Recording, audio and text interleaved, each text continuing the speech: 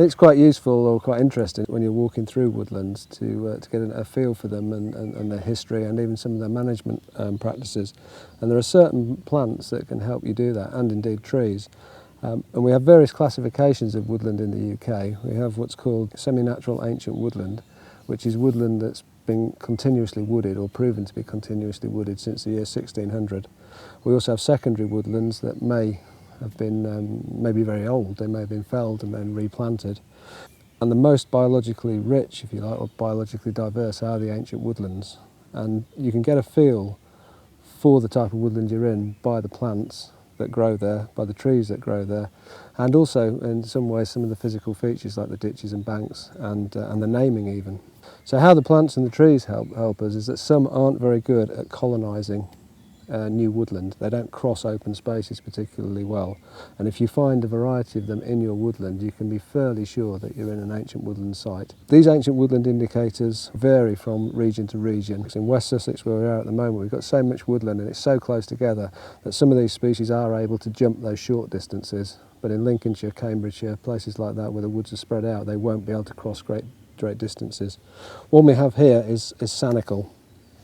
And where I think these sorts of plants become interesting is that they help you not only in this point of interest, but they also help us understand the relationships between the trees and plants, and that can help in our wild food and resources foraging as well. You can come into a certain environment and you can expect to find plants growing there instead of just aimlessly wandering around. This is a skill that I'm sure our ancestors had, that they could look at a habitat type and wander in there and find things and find the very resources that they needed. It's not only the vegetation, the plants and the trees that can give you a clue as to the origin of woodland. Sometimes it's in the naming. If we have names such as Copse or Hurst, in fact I live in a village called Midhurst, which means middle of the forest.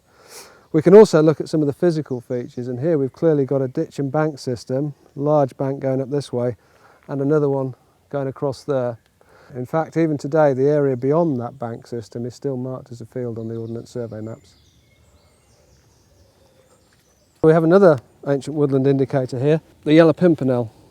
It's easily identifiable. It has these paired leaves and also this very fine pedicel, or the stalk that the flower head sits on.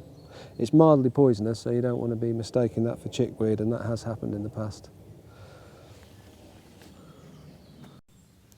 So certain trees are also indicators, and we have one here. This is an ancient woodland indicator, at least in the southeast. And this is field maple. Maples are very easy to identify because of their growth habit, and what they do is they grow in opposite pairs, so we have two coming out here, and then alternately around the stem they grow two more. So it may look like here, for example, that there's only one, but if we turn it over you can clearly see where one's just been broken off.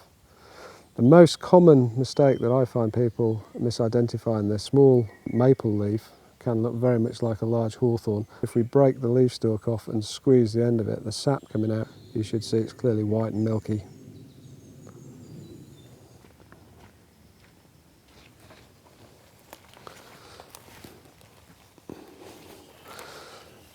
So we have another ancient woodland indicator here, and we're starting to build a little bit of a picture of the woodlands.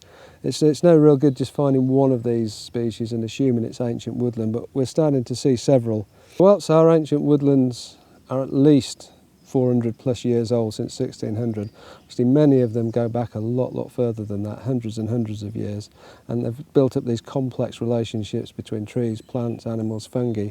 It's not as simplistic as felling an ancient woodland, for example, grubbing it out and then putting a few more trees back and expecting to have exactly the same biodiversity and ecosystem that you had originally.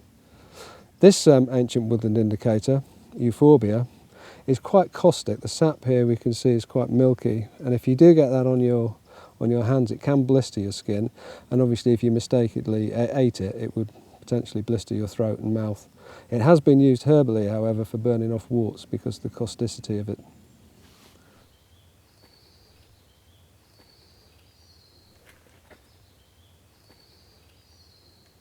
Holly is also considered an ancient woodland indicator, and obviously we can all identify this one, I hope.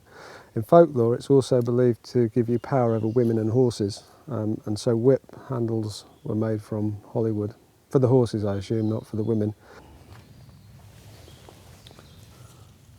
So here we have another plant, and it's one of these plants that is an ancient woodland indicator, but not in the southeast. So this is Dog's Mercury. This one isn't considered an ancient woodland indicator in West Sussex, where we are at the moment, because our woods are quite close together. We've got a lot of them.